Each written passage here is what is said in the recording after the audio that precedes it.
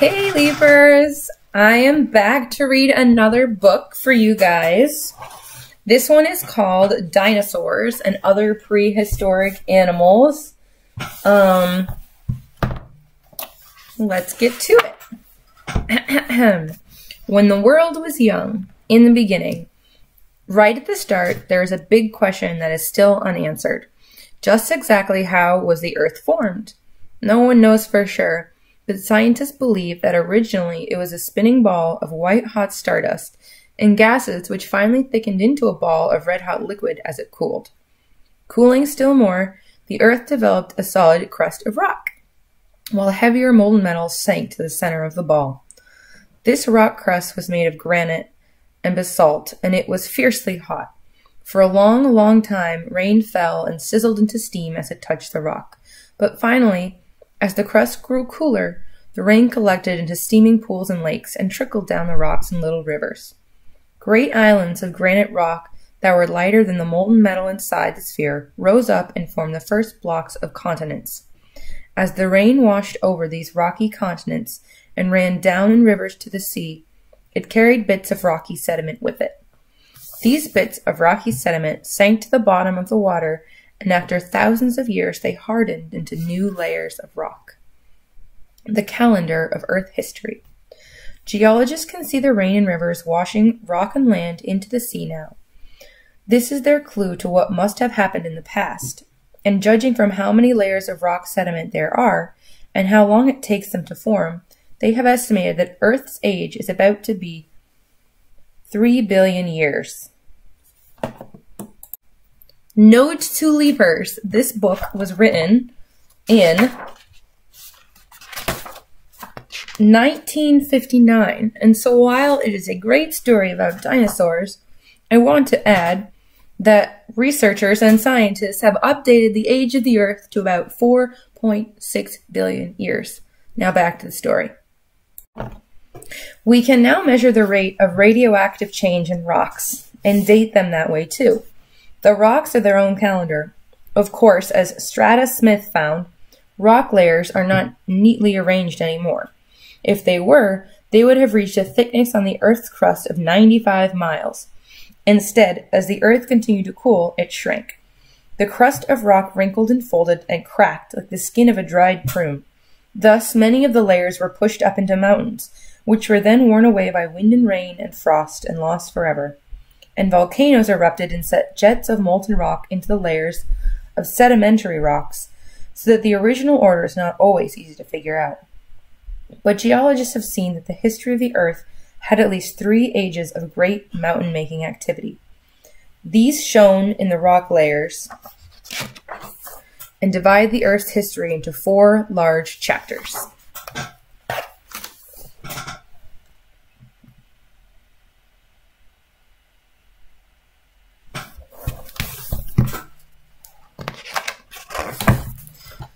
Each chapter tells a similar story. The continents rise, mountain ranges are pushed up, volcanoes erupt.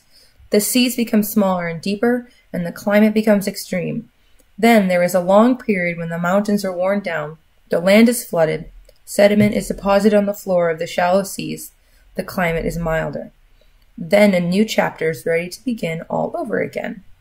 Scientists have made an orderly chart of the Earth's history based upon these changes in the rock layers, which they have studied.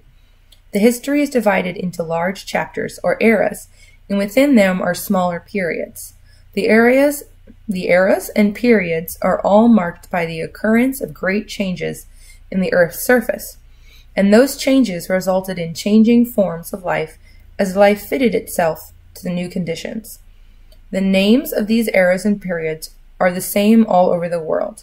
The eras were given names from Greek words: Cenozoic, or recent life, Mesozoic, or middle life, and Paleozoic, or ancient life. The periods were named by the scientists who first studied their story in certain rock layers. The scientists named the period after the rock layers or the place where they studied them. For example, the Triassic period comes from a word meaning group of 3. That was because the scientists who first studied the rocks of this period in Germany found them to be laid down in triple layers. The Jurassic period was named for the Jura Mountains, where these layers were first studied. And the Cretaceous period was so named because in some parts of the world, its rock layers were very chalky. Cretaceous comes from the Latin word for chalk.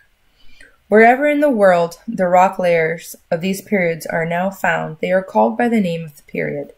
So there is Jurassic rock in America, far from the Jura Mountains. And Triassic rock is rock that dates from that period, whether it is formed in triple layers or not. These names, used everywhere in the world, are a great convenience to people studying the Earth's history. We can look at a chart and see the chapters all in order and read the history of our planet. And it is a history that is the same for all people of all countries, even in its language. Our story begins at the bottom of the calendar of Earth history. Not much is known of those times, when there was nothing living to leave its record in the rocks. Even the earliest forms of life had no hard parts to be preserved or to leave imprints for the ages. But scientists have made some educated guesses about what the world was like 2.5 billion years ago. Life at last. For a long, long time, the Earth must have looked somewhat like the moon. It was a dreary place of bare rock, wild mountains, rivers, and seas. Every so often, the dreadful rumble of volcanoes and their fiery light would disturb the landscape. Then, about 2.5 billion years ago, tiny specks of living matter appeared in the warm seas. No one knows yet how such life began. It might have been from the combination of sunlight and certain chemicals in the warm, shallow waters. But from this first life there was neither animal nor plant. The first tiny animal and plant life developed in the seas. The watery world. As time rolled on and millions of years passed, sea plants and sea animals with hard shells filled the water that nearly covered the earth. When they died, their shells dropped to the bottom of the sea. Sand and mud covered them, and in the course of thousands of years the sand hardened into rock. Many of the shells left their outlines in the hard rock. So although the shell itself is no longer there, a perfect print of it is left in stone. This is a shell fossil, and so many of these seashell fossils have been found all over the world that we can tell where the early oceans must have been. There was still no life on the land, not a blade of grass or any growing thing, but the oceans were teeming with life. Some shellfish grew to be 15 feet long. The creatures all had soft insides with hard spines or shells on the outside. They were called invertebrates, which means without backbones. Finally, the first fishes swam into the watery world. The age of the vertebrates, or backbone animals, was born. And that is the age we live in today. We and many of the animals, both ancient and modern, are vertebrates. We all have skeletons with backbones. These early fishes, then, were the ancestors of all the backbone animals that developed later. Land alive. About 325 million years ago, another great change took place. The land masses rose up higher out of the water, and the oceans became smaller. Nothing grew on the bare, rocky land. But as oceans and rivers shrank and dried up around the edges, some plants were stranded on the muddy shores. Some of the plants were able to live out of water. They multiplied and spread. The others died. Through 50 million long years, the land plants changed, grew roots and branches and seeds. They spread from the marshy shore inland, and then the bare rocks were clothed in green, and there was food on the land. Scorpions and snails were the first air-breathing animals to come up onto the shore and eat the land plants. The first insects followed the plant life onto land, and they have continued to develop to this day. After the continents had risen and the seas had shrunk and the volcanoes had erupted violently, there came a great change in climate. The warm, moist climate that had been so good for plants, almost like a hothouse, became very dry. There were drenching rains for a short period, and again came the dryness. As a result, lakes and rivers would be in high flood for a few months. Then they would dry up suddenly when the rainy season was over. This meant that many creatures were stranded, really stuck in the mud, when this happened. Many of the shallow water fish flopped and floundered helplessly as the water dried away beneath them, and they died. The lungfishes were one type of fish that were able to survive during the dry periods. We can see their descendants to this day in parts of Africa, Australia, and South America, where the rivers are in flood at one season and nearly dry in the next. The lungfish can take in some oxygen out of the air and stay inactive, almost in hibernation, during the dry times when it is impossible for it to swim and live like a fish. The lobe fins were another group of fish who were able to change from the times to survive. Coelacanths were lobe fins. People thought the coelacanths had died out 68 million years ago. Imagine the excitement then when a live one was brought up in a fisherman's net off the coast of Africa in 1938. It was such a strange-looking fish that someone took it to the museum, but there it was skinned and stuffed, as dead fish spoil quickly, especially in the African heat. By the time an expert was able to get to the museum, there was only the coelacanth skin left to study. The disappointed scientists had to wait 14 more years before another coelacanth turned up. This time it was kept on ice for him, and he was finally able to study his living fossil inside and out. The first footprints. The lobe fins were able to change through the years and adapt to this wet and dry kind of life in their own way.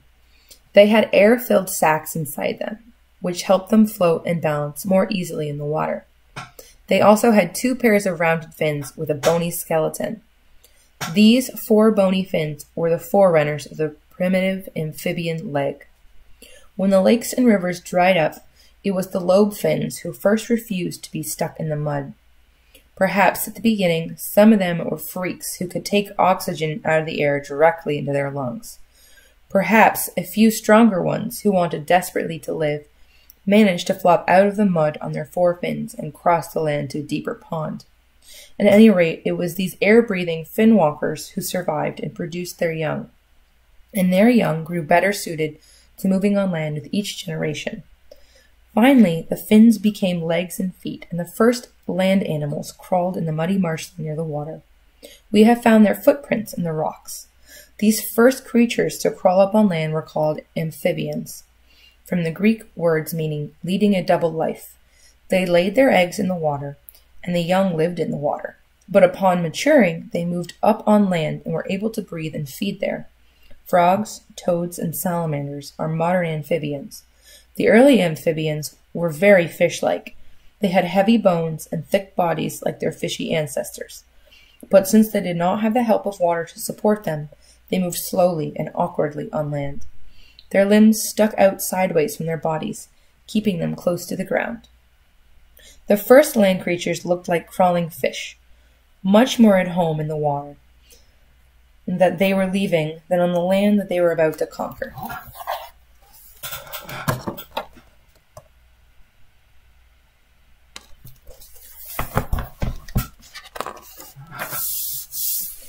One of the oddest little creatures on land or sea was the early amphibian called Diplocalus. His name means double shaft or stalk, which describes the way his vertebrae were formed. This amphibian lived on the muddy bottom of the shallow water near the shore. Because he never developed the ability to breathe with lungs as land animals do, this amphibian spent most of his life in the water. Diplocalus was about 2 feet long, and he had a broad, flat body and skull. His large head formed a triangular shape with 2 wing-like points sticking far out on each side, and this unusual shape was his most distinctive feature. His legs were small and weak, but in swimming, Diplocalus found his tail much more useful. He was an expert that turned out not to be successful, and his kind died out. He was an experiment that turned out not to be successful, and his kind died out. But there were other amphibians who were better suited to a life on land. They developed strong backbones and powerful legs, and for a while, they were the rulers of the world.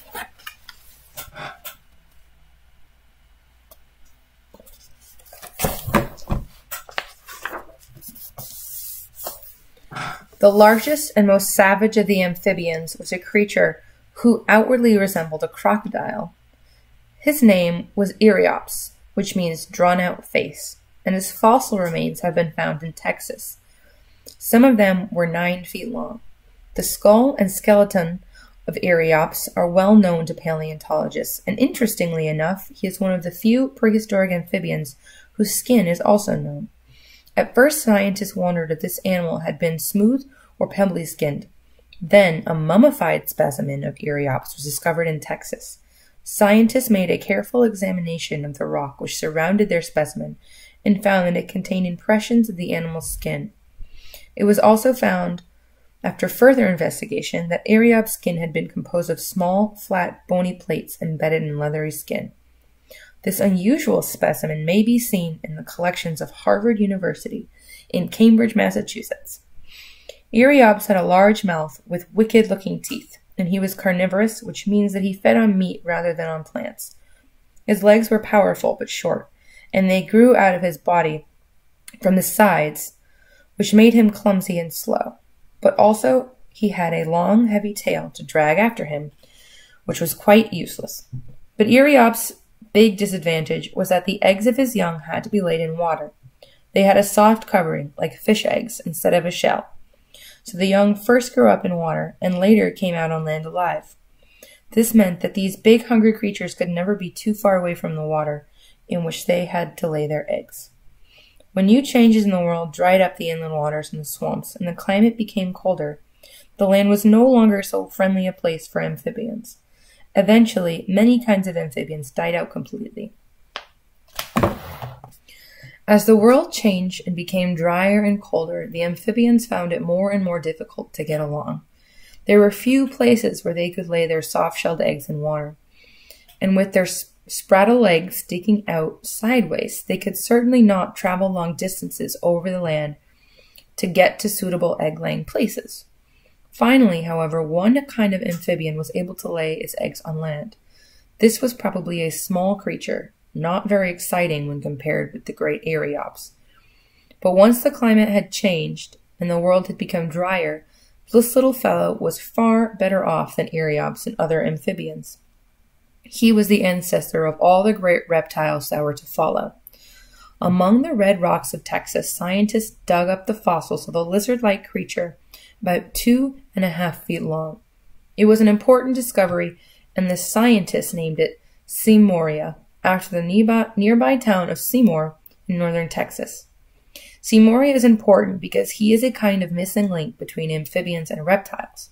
It is hard to say whether Seamoria was an amphibian who was about to become a reptile, or a reptile that had just stopped being an amphibian. Scientists do not agree on this. He had the broad, flat head, widespread legs, and tadpole tail of his amphibian ancestors, but he also had certain reptile characteristics, for his backbone was like that of a reptile. So he is the bridge between the two groups, amphibians and reptiles. No one knows for sure what kind of egg Seamoria laid, nor where. Was it an egg with a soft covering laid in water, or was it a hard-shelled egg laid on land? Until paleontologists learn the answer to this question, they will not be able to determine if Seamoria was really an amphibian or a reptile. If Seamoria laid its eggs in the water, then this prehistoric animal would be classified as an amphibian. But if Seamoria laid its eggs on land, science would identify the missing link as a reptile.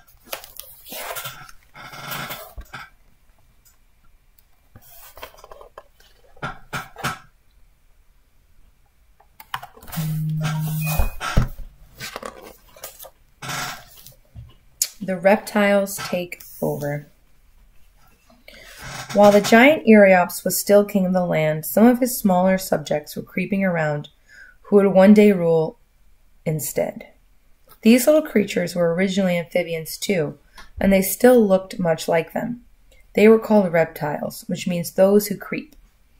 But reptiles had developed the remarkable ability to lay eggs on land, and when their young hatched out of the egg, they were land animals from their first breath and their first step. Now, if the world had not become drier, this might not have been an important advantage for the reptiles.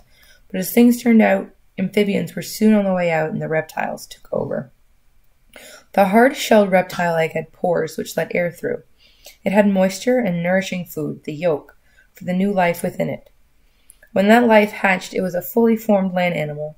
Furthermore, since it only had to be fit to lead one kind of life, it could improve itself for life on land. Its skeleton, its muscle, even its brain were finally an improvement over the amphibians. The reptiles ruled the world for nearly 150 million years, which indicates that they were a very successful form of life. They branched out into hundreds of forms, including dinosaurs, which are the largest land animal ever to live. And we must remember, too, that the mammals who rule the animal kingdom today are descendants from reptiles. The red sandstones of Texas were also the resting place for the fossils of this early reptile, Edaphosaurus, which means foundation or base lizard, and he was probably called this because he was shaped like a long-tailed lizard. But because of the odd sail on the back, he looked like a full-rigged ship. Edaphosaurus lived along the shores of streams and lakes, and he ate the plants that grew there. His head was small, and he had small teeth around the edge of his jaws, and rows of crushing teeth on his palate, all very useful for grinding up his vegetarian diet and getting the juice from the plants. Dimetrodon means double measured tooth, and this name was given to him because the reptile had two different sizes of teeth in his jaws. Dimetrodon was found in the same place as Edaphosaurus, and he too carried a large curving sail on his back. But by one look at his head, you will see that this was a reptile of a different diet. Dimetrodon had a large skull and jaws, and his teeth were dagger points and sharp as knife blades. He skipped the vegetables and concentrated on raw meat, and his favorite meat was that other sail-bearing fellow, his cousin, Edaphosaurus. Scientists are not certain about the purpose of these strange sails on his back. Their best guess is that it was a natural air conditioner that regulated the animal's temperature in some way. Or perhaps it was just a fancy-looking nuisance.